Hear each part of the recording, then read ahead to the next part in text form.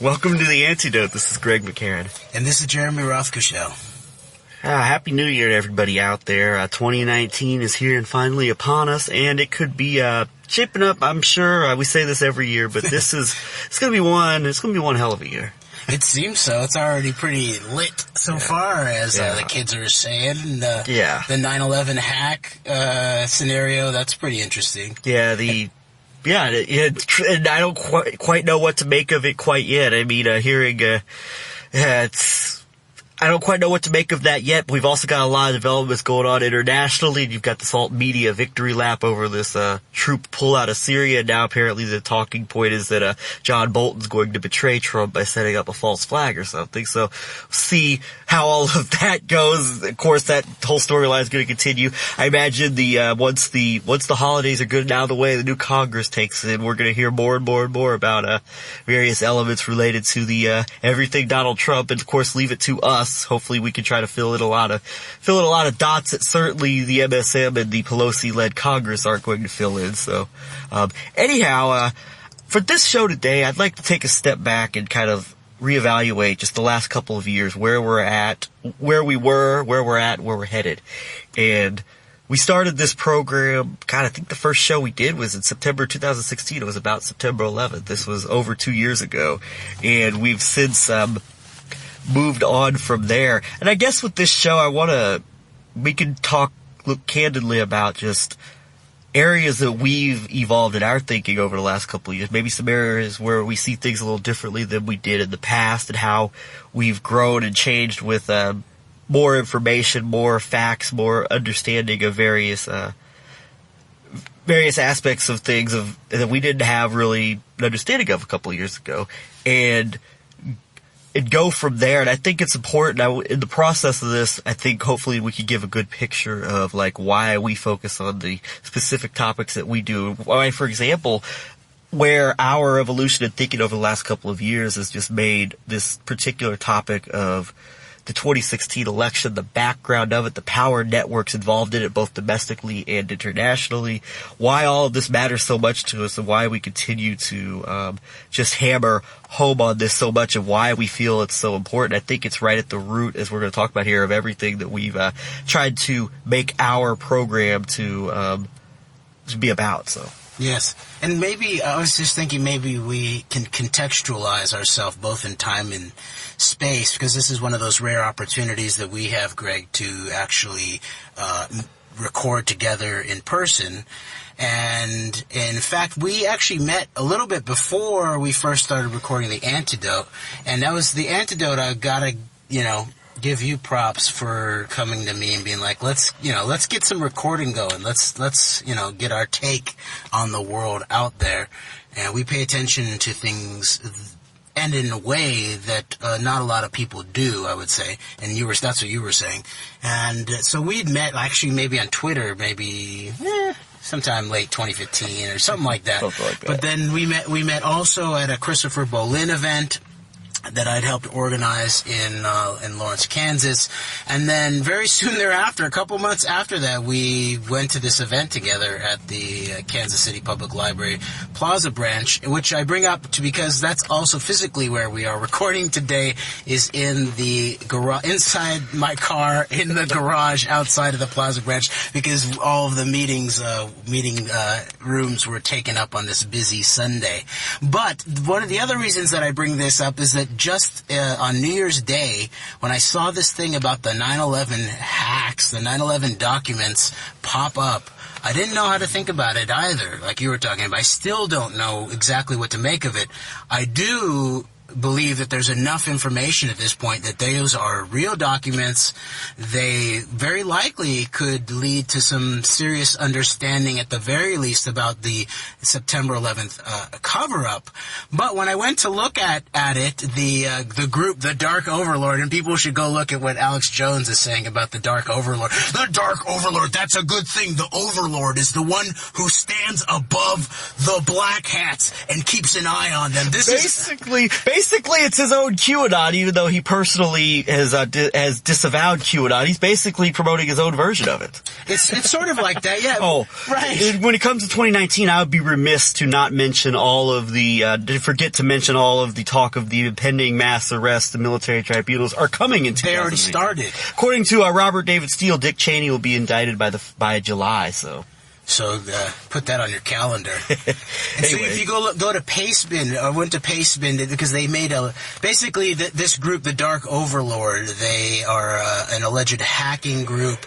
They're not hacktivists. They say they're just interested in the internet Bitcoin money. They write in a very sort of classic hacker language of the 80s almost. We're the Dark Overlord, and we're beginning to learn that you, the public, is very interested in the truth. We're interested in internet Bitcoin money. We have relevant deals that we can make for you to get what you want and us to get what we want.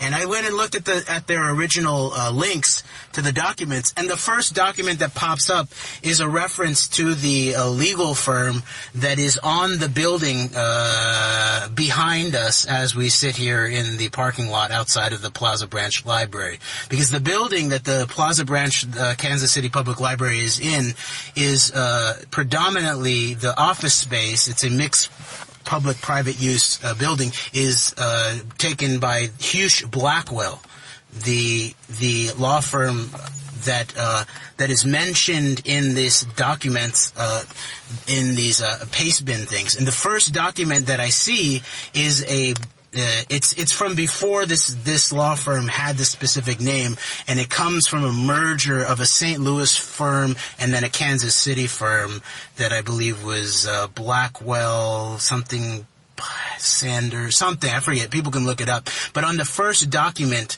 is the names. Guess what the names are that they're talking about, who they're going to use as potential deal makers in their representation of certain 9/11 clients. Two names: William Sessions, the former FBI director, who we've already talked about how he was the main guy in the entirety of the U.S. establishment class, who was taken up to be the representation of one Semyon Mogilevich to try to smooth over him being on FBI lists of criminal lists. And then guess who the other one was, Greg? I think you mentioned it. I forgot. Bob Dole. Bob Dole, who we also now know was seen as the representation for Oleg Deripaska, yes, in terms of trying to get him his visa. So right off the bat, those are very interesting to me. First of all, that this law firm that is now populated in the same building where we were when we got probably, our names got targeted.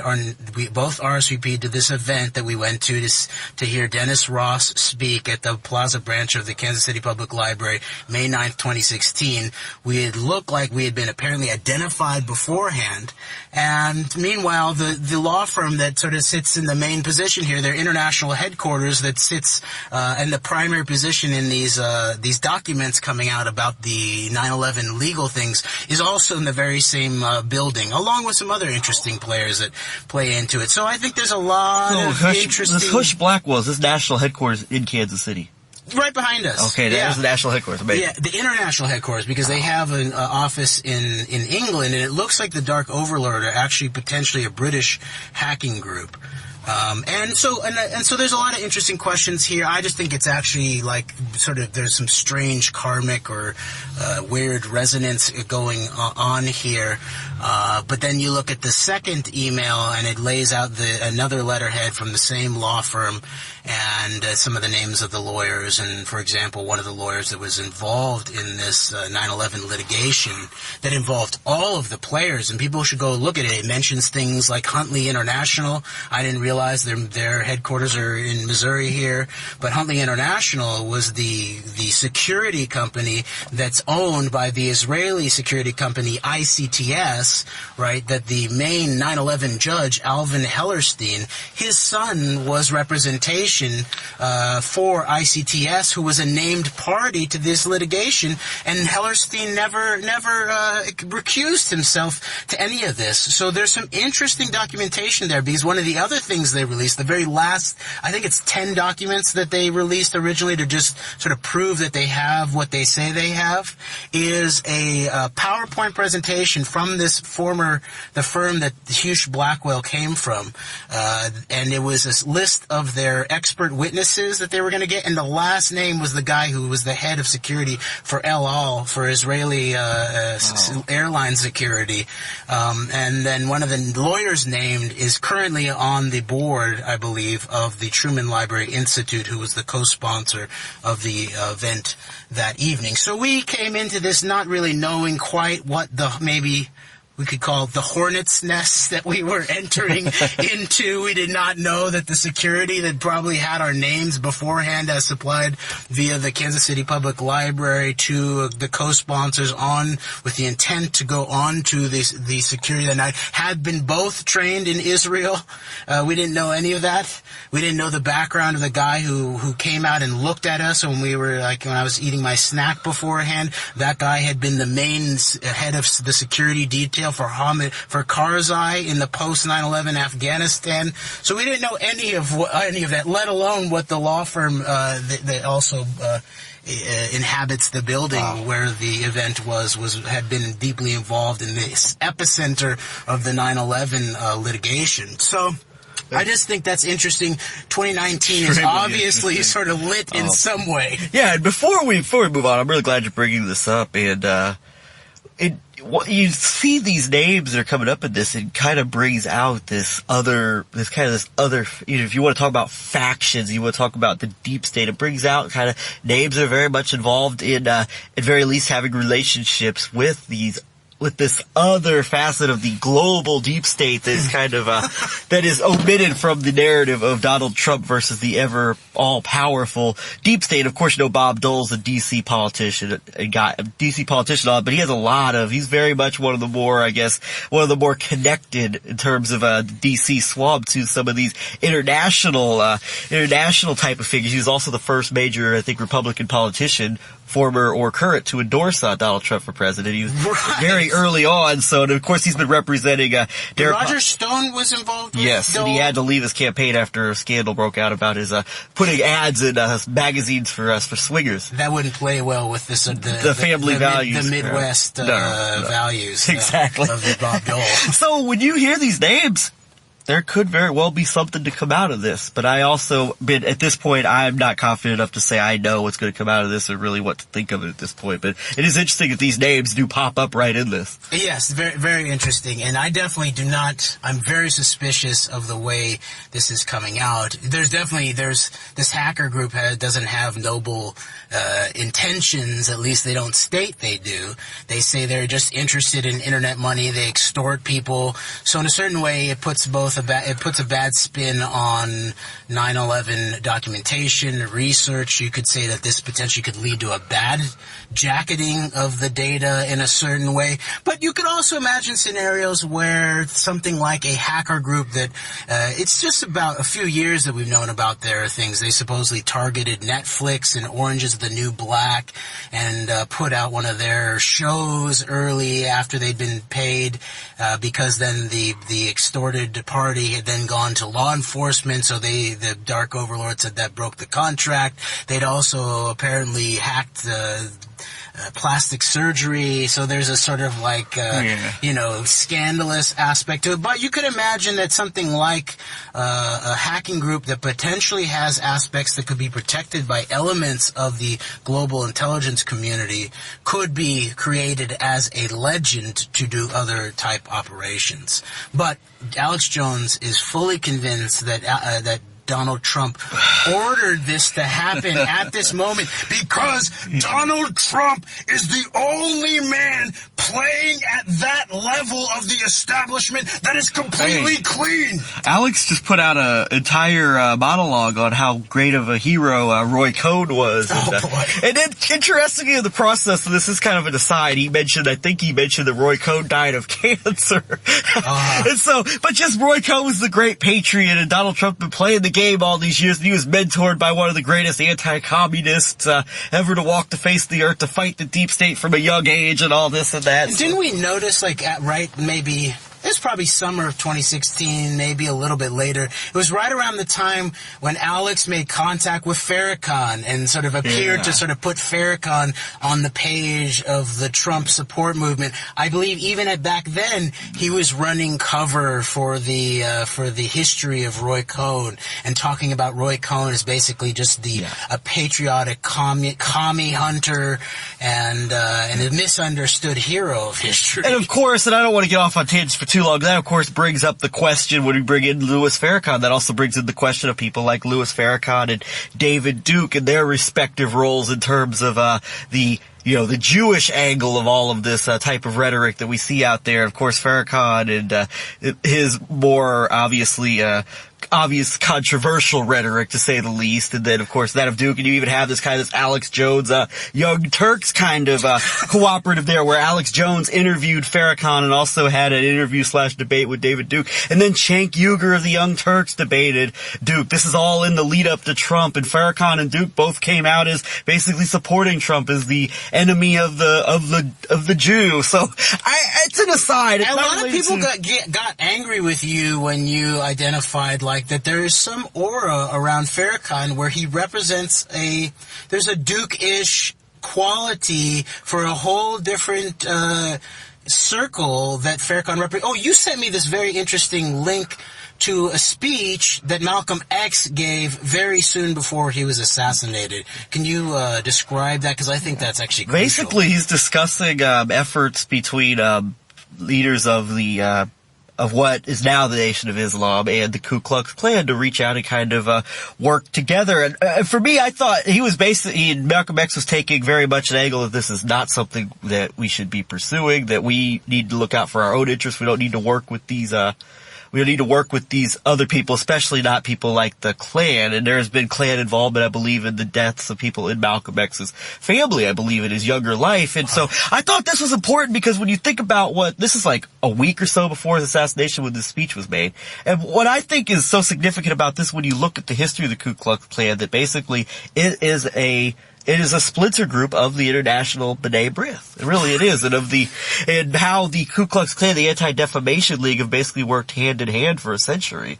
And so I thought that was really interesting. Of course, we look at David Duke's background. He made his name to prominence prior to becoming the most famous kind of white racialist in the entire Western world via the Ku Klux Klan. So I thought that was rather interesting. And there's a lot of questions that I'm not personally qualified to discuss regarding theories about Malcolm X's assassination and perhaps some of the roles of some of the later leaders of the Nation of Islam, whether we're discussing Elijah Muhammad or Louis Farrakhan or whoever else. There's things there I don't think we're quite qualified to speak about at this point in time, but there's a lot of questions there, so it gets very interesting. Yes, and more I do see this idea of the Malcolm X and Dr. King as the sort of hard line and the softer line in relationship to black civil rights in the United States of America. And there can be critiques laid in whatever case. But I think that more and more it can be seen that they were taken out and replaced potentially with leaders who were more of a known entity, were controlled in their discursive habits in a specific way. And I think that we can understand a lot about the nature of the last 50 years of politics by looking at the potential taking out of potentially authentic, grassroots, organic leaders in this country, no matter what the criticism of their actual approach is. That should be looked into too. And then the replacement potentially with people who are potentially playing some other disinformation role. And we've, of course, talked about the Jesse Jackson issue before. And so I would say there's King, Jackson, and then you have X, and then you got to say you have Farrakhan. And so I'm not saying it's exactly parallel, but we know a lot of the aspects of the sort of shadow aspect of Jesse Jackson as it come out in the Pepper suit, where he talks about where he has testimony under oath that Jesse Jackson was receiving bags of cash from the FBI, and this operation was being run in conjunction with aspects of the Dixie mob, and aspects of the U.S. government, apparently. And very likely, more and more, it looks like there are some facts that point in the direction of the B'nai B'rith set, right? The ADL crowd, who was very concerned about where King was heading towards in terms of his solidarity with the Palestinians. Indeed, and before we switch topics and get into a little bit of a retrospective and look ahead of like with the past and the future of the Antedote, I wanted to mention also that William Pepper documented that Jesse Jackson appears to have been involved in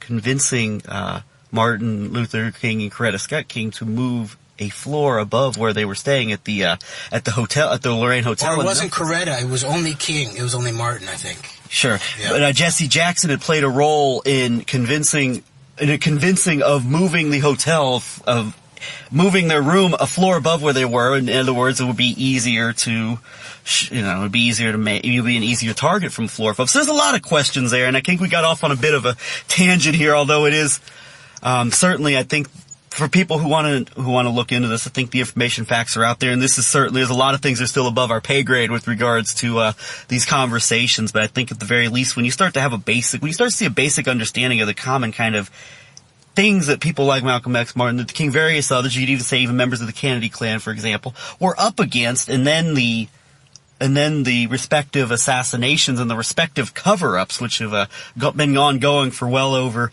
50 years from now. I guess that's another thing Trump is going to expose day by day. We're supposed to believe he's going to expose the Kennedy assassination depending what day is passing by, right? And isn't it interesting that our video after the Kennedy assassination papers were basically mainly sat upon to the top, basically, right, to Trump. He was supposed to, that was one of our first videos to get, what's it called? Flagged. Yeah, flagged. And also, just the other day, our video on the fake war between Donald Trump and the media, where we went into the relationship between Trump and Jeff Zucker of CNN, and mentioned people such as Len Blavatnik and the James Packer and Stephen Mnuchin. That video was just flagged the other day, and it's been up for a year and a half. So that's interesting. And then the main other video that really, like, there's a couple other touch point videos, and this is sort of part of our retrospective, maybe. It's sort of like looking back, yes, sort of like we're talking about some of the themes that we've been looking at, how we've evolved, the sort of nitty gritty of what aspects of our research is apparently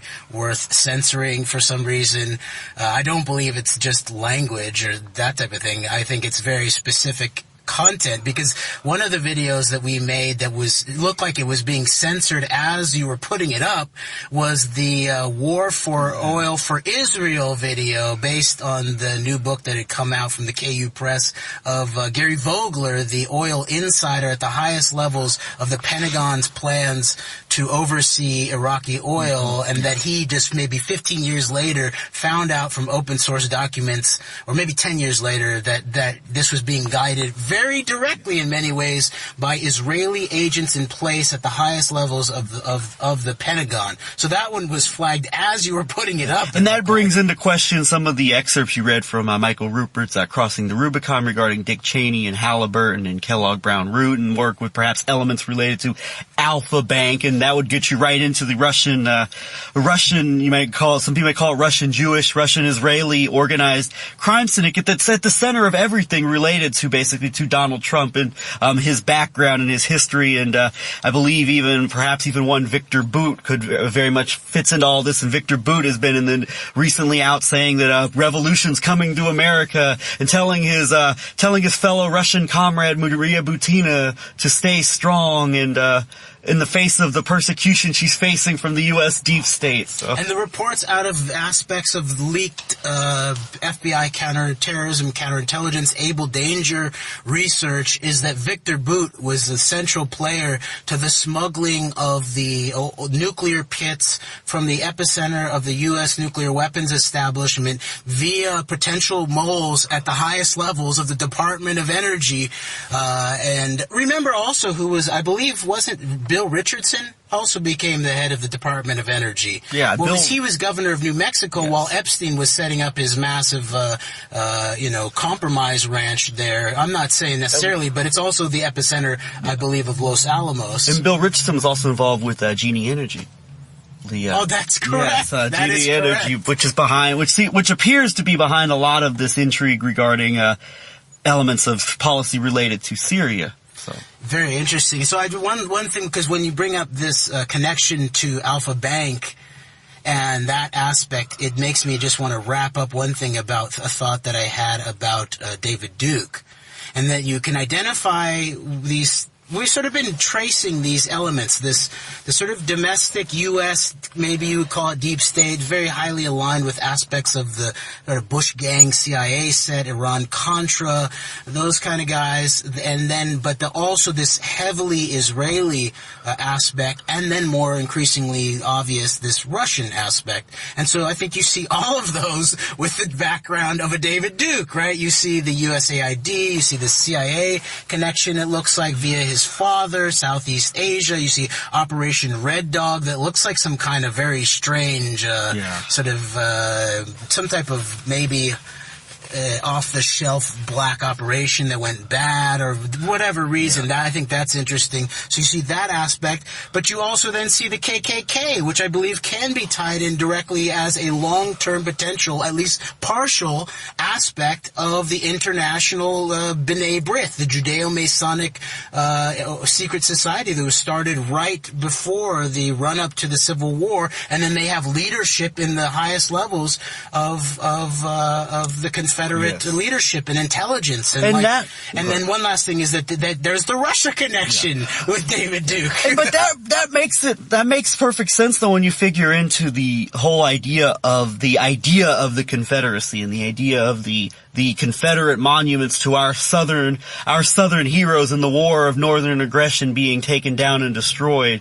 And and of course you even throw in there, of course, there's the racial angle to it. Our white southern heroes, our white American heroes are being in the war over the monuments, which was what was the launching pad, at least officially, for the Charlottesville Unite the Right rally and the current framing, at least from the more kind of the American anti-Jewish power, anti-Jewish elements, or very racialist elements of this the political, social landscape in our country today. And this is all very critical and crucial. So you see, and that's one of the things we've done with our show. And it's one of the things we've done with our show is I think something the two of us do really well. I think this is my strongest point personally, is connecting names and connecting dots, names and groups together and finding common bonds between names and groups and tying people and groups and the significance of an association with a specific group or a specific individual. I think we're really good at that. And that's something also, I would give our friend, John Swin, who's a contributor at Securing Our Interests, The World Needs This Man, blogspot.com. He's really good at tying together these connections and bringing people together. So I think that's been one of our strongest suits over the last couple of years. Did you have any thoughts you wanted to add on that before we... Yeah, but then I'd say we have our critics based on that, why we continue to just sort of talk about the minutiae and all these names and all these Russian names and all these names I've never heard of that are not George Soros or, Huma Abedin or, the usual, the quote, or echo usual suspects. Even though most of the names they name are actually not Jewish when it relates to the Clinton gang, but you find actually more obvious Jewish names around Trump than you will even, And we name names. We name Jewish names. We name power sets. Yeah. We name Jewish power sets. But because we're somehow I think we have good faith critics who are associates or friends of ours who believe that we're too down in the nitty-gritty or in the grass. But mainly it's sort of said that, where is our plan to solve everything? And if we don't have the plan to solve everything next week, Q allegedly does, then we should just sort of, sit on our hands and wait to see what Q does. Yeah. Or our sort of our intent and our commitment that we believe that actual accurate, honest, good faith analysis of the truth of our reality should be the basis of our politics. Yeah. That is a political strategy, and that if you're sort of caught up in thinking that David Duke is somehow just some unabashed truth-telling guy who's on the side of the white people against the Jewish power set, then I think your politics are fucked from the start. Or on the flip side of that, and this is also a problem, those who just think that someone like David Duke's just on the fringes of society shouldn't be taken seriously, or is the literal manifestation of everything the media says he is. Because neither of those are really true either, because on one hand, if you just it's like dismissing Alex Jones as just a fringe figure he's a comedy act, right? He's a fringe figure who shouldn't be taken seriously. Well, I'll say this, Alex Jones and David Duke and people like this, whoever you're talking about, they need to be taken very seriously because they have a lot of influence and they're shaping very, very real events with their rhetoric, with their talking points, and also this whole idea that, like, I understand the obvious distaste, to say the least, that people have towards these racialist, some maybe people may call them fascist, like movements, especially on the right. But also there's this idea of getting caught into this idea that, like, the alt-right, for example, you see people like maybe Abby and Robbie Martin and Meteorites, for example, they get very caught into this whole idea that what we're seeing with, like, the alt-right, the Richard Spencer types, is that they're literally what the media or what they're framed as. That it's just an organic fascist Nazi movement that's growing out of control and needs to be confronted on the streets, and there's nothing to do with Antifa is the noble opposition, and the media just does nothing but lie about it because they're the ones who are countering the racist and the fascist and the evildoers in the streets. But in reality, when you really begin to look, not just David Duke, it goes far beyond Duke. When you start to look at the right-wing, alt-right movement and the connections, whether you're talking about a Richard Spencer or Milo Yiannopoulos, who, interestingly enough, while Breitbart was supposed to be kind of not, like, racialist and in terms of obviously not anti-Jewish, was writing the establishment Republican conservatives guide to the alt-right, where he has quotes from all these various figures from outlets such as related to Daily Stormer and The Right Stuff and other Jared Taylor of American Renaissance. When you really look at the backgrounds, and once again you just start looking at connections, and also another thing to look at is, and this is, I think, why we're so zeroing in on the topics that we're really discussing now, is when you look at a commonality of what people are not discussing. And you see in around the board, and I really started this program with we were going to raise the ante, so to speak, up the ante, raise the discourse in terms of the alternative media, because I think we saw a problem with so much what was coming out of both the right and the left of alternative media, what passes for it. We saw this about 2 years ago, and I think now we're seeing much more of a pattern where you see whether it's right or left, whether it's critics of Israel or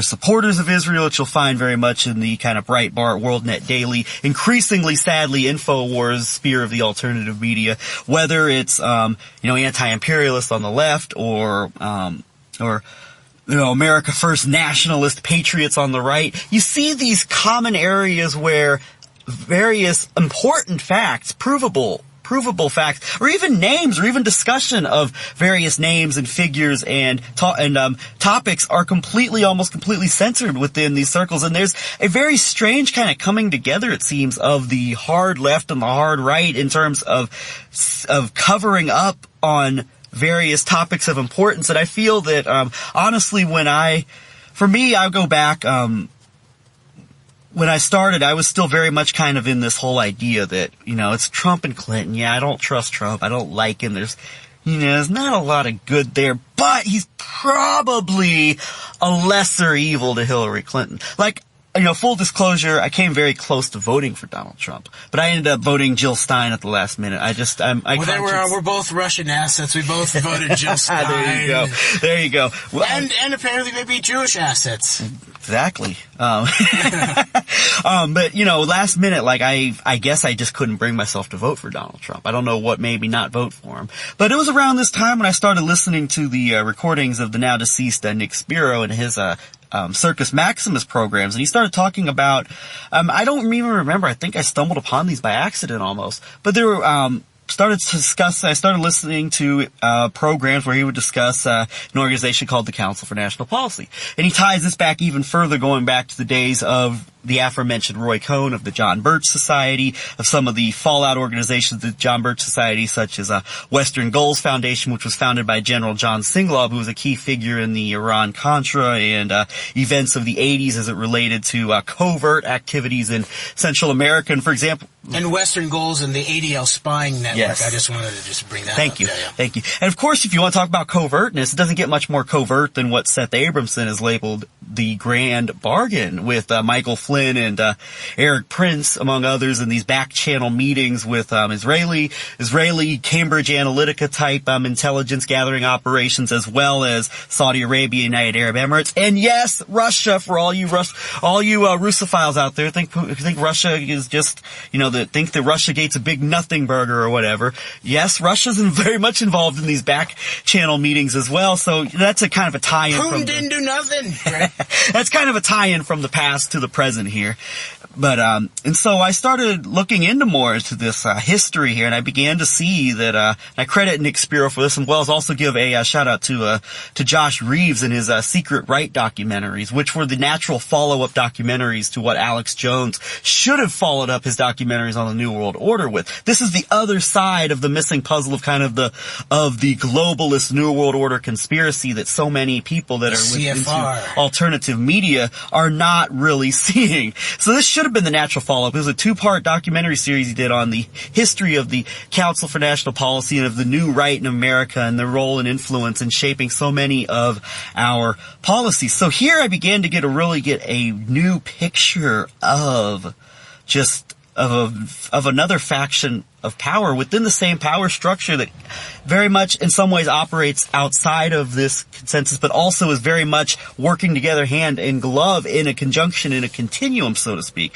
So we get to see this, and when you start to see things such as the Council for National Policy, you begin to see just how, for example, someone like George W. Bush was able to get reelected twice under less than honest conditions, to say the very least, when you look at the role of people like, J. Kenneth Blackwell within the Council for National Policy as the Attorney General of the state of Ohio, and you start looking into the networks there and the Family Research Council. These are a lot of the big players in the, and then of course Donald Trump's campaign when Paul Manafort was pushed out and Steve Bannon was brought in. That was basically a combination of a Council for National Policy and Breitbart kind of Israeli-centric takeover of the Donald Trump campaign in the summer of 2016, which is around the time all these meetings are going on with Joel Zamel and exactly, and it's interesting. You can almost see the handoff from Manafort to Bannon with the epicenter in Israel still, but from Russia to some sort of closer aspect to a CNP type of organization more domestically in relationship to Bannon. Because remember that story that we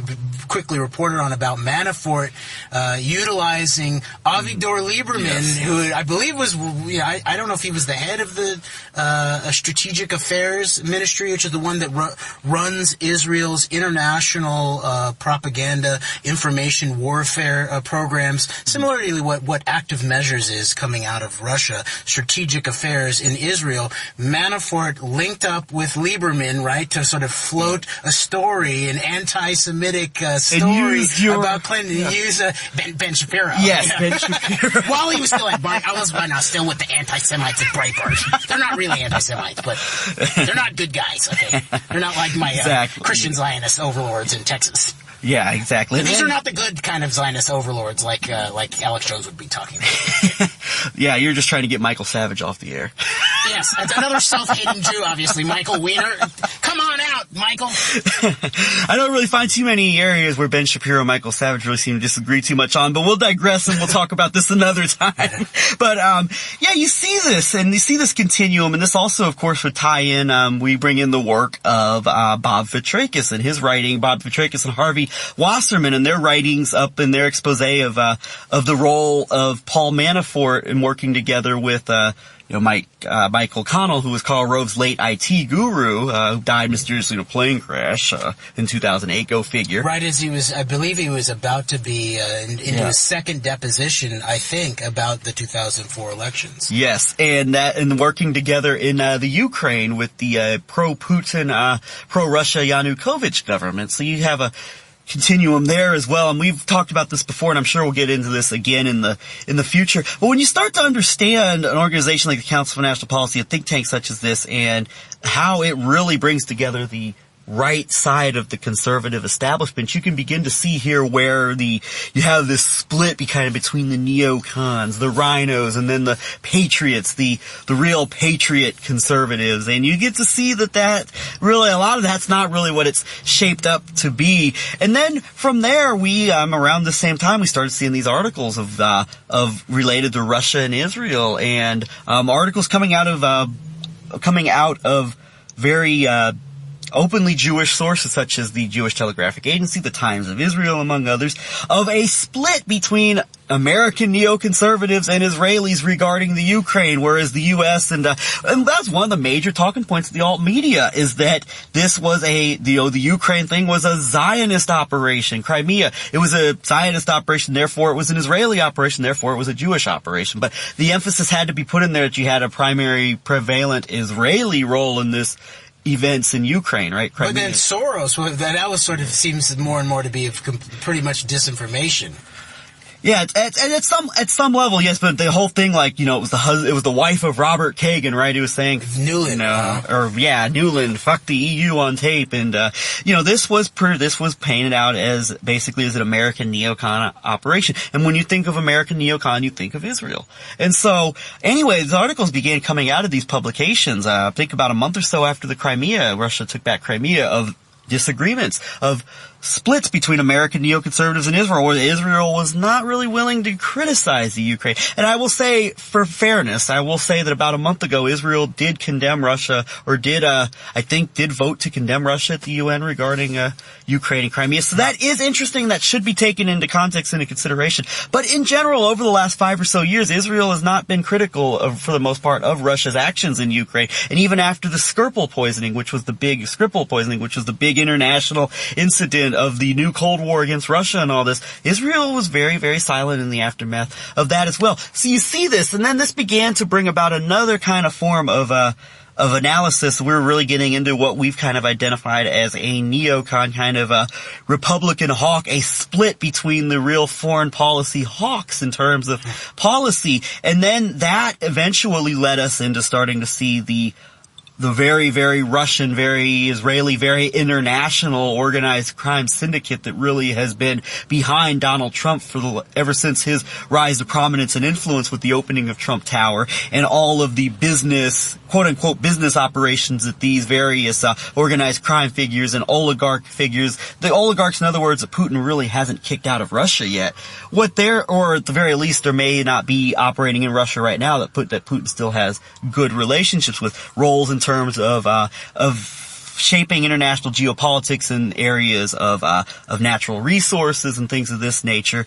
And then you really get a very, very, very different picture of a lot of, I think, what we would call global realities that is much different from where we were at about 2.5 years ago. So I would say it's this combination of understanding that you have this entire other element of this shadow government operating here in the U.S. domestically, of a think tank such as the Council for National Policy and its many, many offsprings, and how these organizations shape everything from Zionist evangelical policies to policies on social issues at home. And of course that goes very much hand in hand together with the Zionist evangelical type of Christianity, and also even relations with, as it relates to Russia, as it gets into it, people like Maria Butina and this connection to the National Rifle Association and to the then president of the NRA, who was the editorial page director of probably the top Council for National Policy influence publication in the United States, that being the Washington Times. And so you also have this element of a cooling of relations, a betterment of relations with Russia in this whole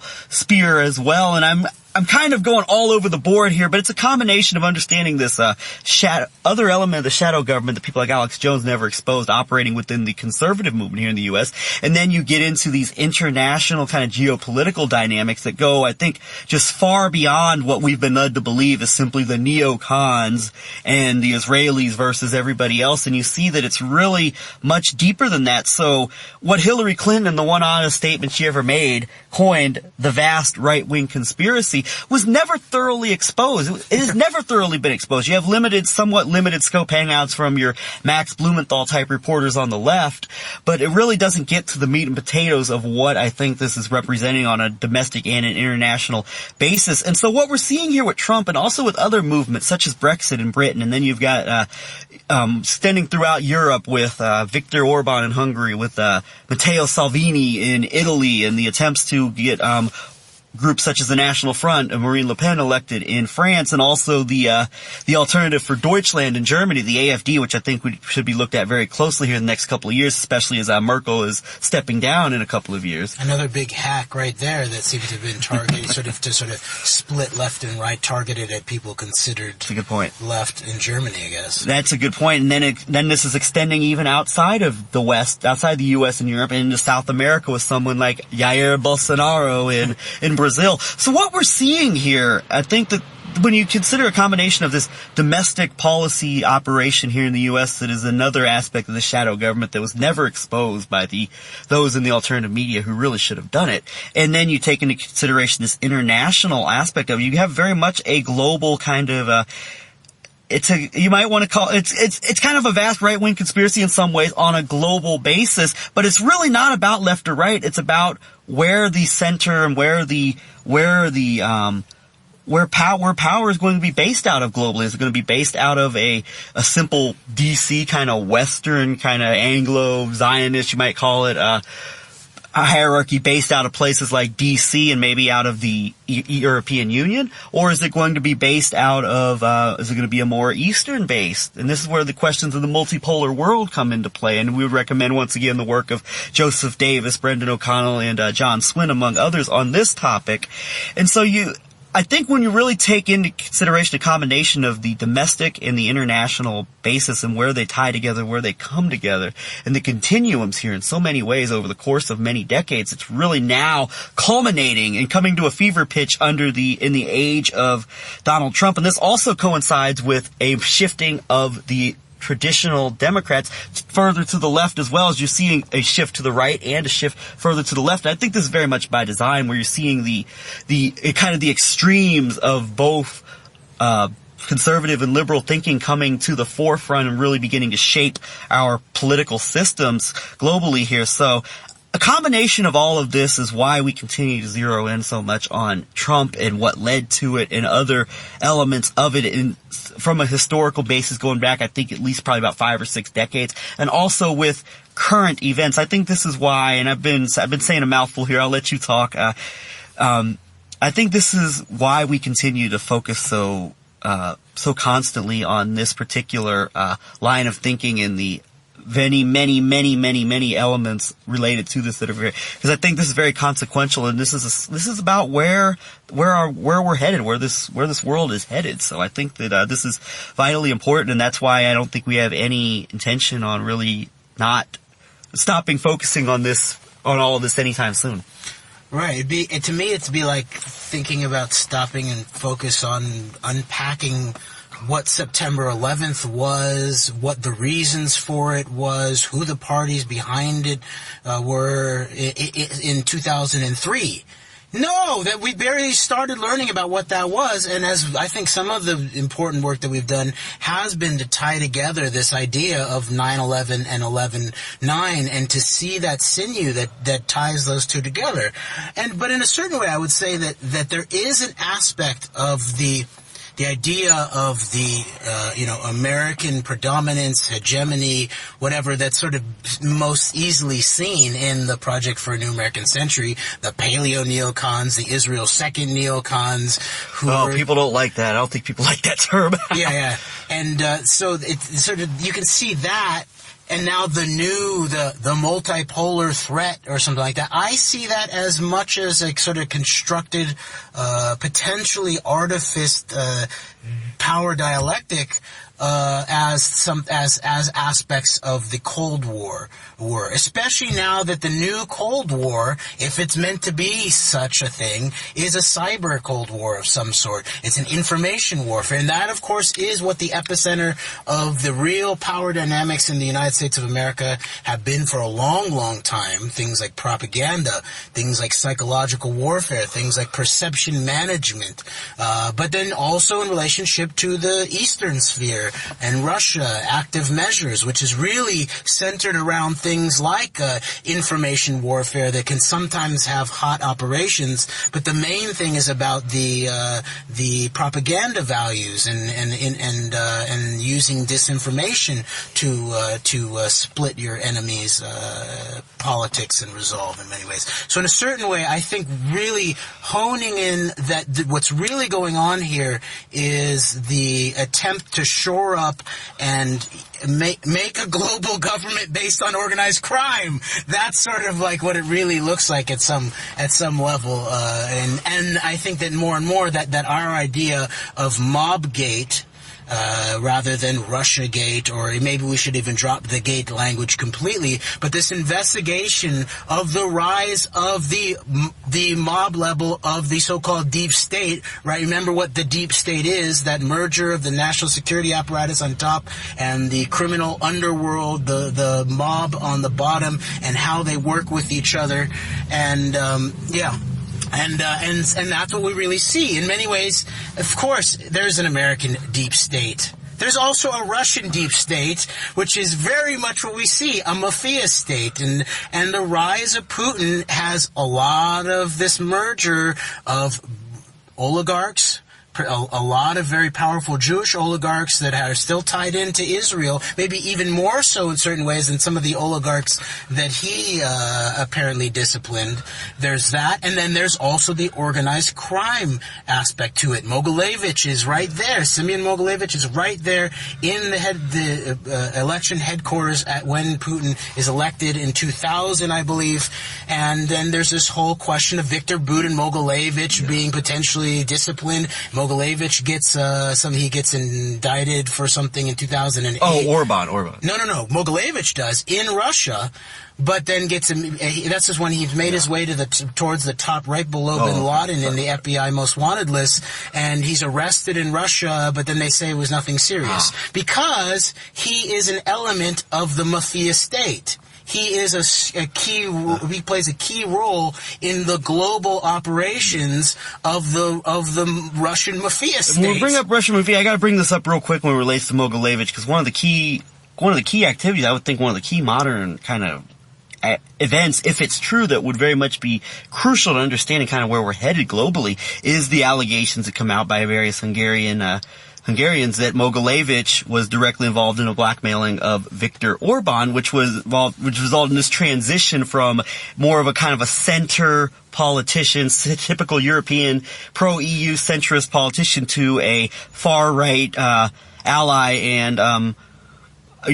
supporter of all things Putin, all things Netanyahu, all things anti-migrant, all things divide and conquer a population, right, based on ethnicity and nationality and all this. And then when you bring in another key figure in over the long term in terms of what you might call this mafia state that kind of operates very much outside the American establishment, even outside the Hollywood establishment in a lot of ways, it seems, and that would be one Arnon Milchan. And the fact that it's his best friend in Hollywood is quoted in Variety magazine in the early 90s.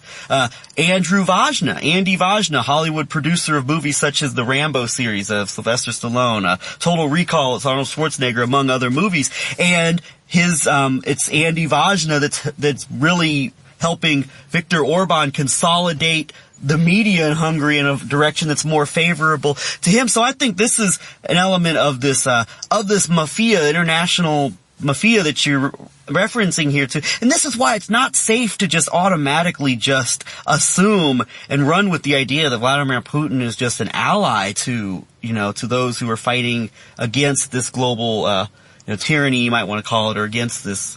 So that these things need to be taken into consideration. I think that this is another reason why we can zero in on this, because people are not even I don't even know if they're even unaware of these names or even willing to even ask basic questions about what all of this stuff, what all these possibilities mean. And we're not in no way confirming this Orban Mogilevich story as fact, but I think it should certainly be on the table and be scrutinized. Oh, for sure. And especially in terms of what now that we've, like, you know, put on the table around this Milchan connection to Orban and the control of the media being done with large help from Milchan's long-term best friend and co-producer. Yes. And so I think that's a big deal. And there's also this case, that Budapest-Hungary connection. Yeah. We've done some about the Budapest Bridge article. I think there's a lot more there to be unpacked and how it connects to London and what was going on around things like Cambridge Analytica, or even Nigel Farage just looking for a proper fucking lunch. You know, I used to get them at Drexel Burnham Lambert, even when Safra, we were working with Steve Feinberg and Edmund Safra when we were helping enable the people who enabled Putin to get into power. Did I mention that, by the way? No, I did not. Oh, yeah, when the Panama Papers came out and everyone was saying it was just a Soros deception, there was Nigel Farage, or Farage, as they call him. Aaron Banks was heavily implicated in the Panama Papers, I believe. Oh, that's an interesting little piece, because Farage was on he was, you know, on the public record is he in the House of Commons, I think he was saying this is not about the Panama Papers, this is about who's financing the journalism. Have any of you been to a George Soros luncheon with he doesn't even serve proper fucking luncheon. But going back to Hungary, you have J.D. Stone, I believe his name. Is that it? Oh, Gordon. J.D. Gordon. This sort of one of these key national security advisor operatives in the Trump campaign, who went to Hungary 6 times, I believe, in the midst of the campaign. So there's a lot going on there. And then last thing I'll leave you with, I've been researching a little bit about this. I've been starting to read more through this Robert Maxwell book that, you know, a lot of folks surrounding Talpiot Talks and Securing Our Interests have done a lot of good research based on that book and talking about promise and all of that. Robert Maxwell, Israel's Super Spy, The Life and Murder of a Media Mogul by Gordon Thomas and Martin Dillon, and people like Shean Zarin and John Swin and Joseph Davis have been doing a lot of essays in regards to this that also goes into things like promise. But in the midst of this book, it also talks about Maxwell towards the very end of his life working with high-level KGB Kryuchkov to do a coup against Gorbachev, I believe, that was also going to try to expel the Jews so they'd have to go to Israel, basically. Kryuchkov got his start under Yuri Andropov, both apparently in Hungary, and so once more, this Hungary connection to this whole network, right? Yeah, and also, once again, I recommend people look into Ronald Lauder, once again, the head of the World Jewish Congress. He has significant Hungary connections, has been at the forefront of defending Trump as well as Vladimir Putin, both from accusations of anti-Semitism, and Trump and Ron Lauder's mother, the cosmetics queen, Estee Lauder, long-term relationships there with the Trump family, the Lauder family. And people should go look again at what we put on the table around the Kavanaugh hearings and the relationship of Kavanaugh's dad to sitting on the board with the Lauders. Yes. And also, I'm going back to Arnon Milchan real quick. Just came out mainly in the Israeli press in the last week or so, this past Wednesday, January 2nd, 2019, Haaretz, Times of Israel, among other publications, that the basically elements within the U.S. Justice Department are not going to allow then Secretary of State John Kerry and then Ambassador to Israel Shapiro from going to Israel for questioning from Israeli officials about the Netanyahu corruption case. And this very much involves Arnon Milchan and gifts from Milchan, as well as Netanyahu trying to procure a visa for Arnon Milchan in the U.S. So what does that say about Arnon Milchan? Yes, and what does that say about Donald Trump in relationship to his relationship to Bibi? And people should go back to our show on Finky and the Kids about Arthur Finkelstein, another Budapest Hungary connection. Look at that relationship with Orban. But Donald Trump, during that show, we talked about Donald Trump was the only non-Jewish billionaire donor that Bibi was looking for years ago. So it may be that simple. So I guess until next week, we spit enough hot air, though of good faith it may be. We'll continue to being honest to those who want to listen. Antedote. We out. Till next time.